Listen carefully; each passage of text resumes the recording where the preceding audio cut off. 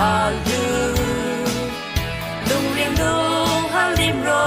li a she kong shan lim ro li me kora de kya ka pa to ilo la ha e le po Jesu bi kya sa joki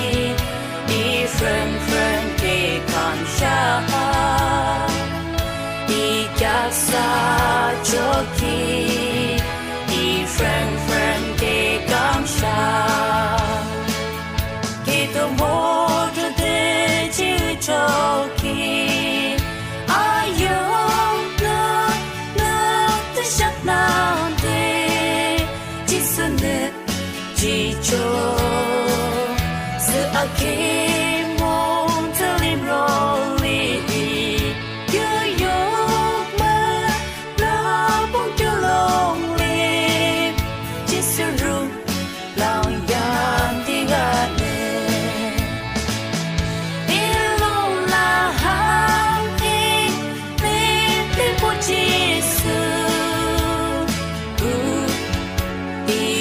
sa joki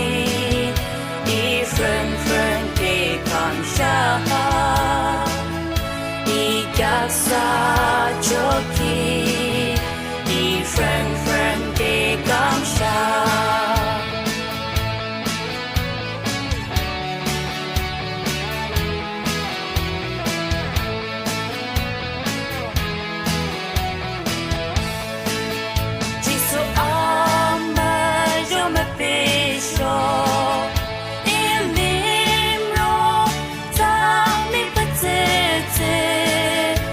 show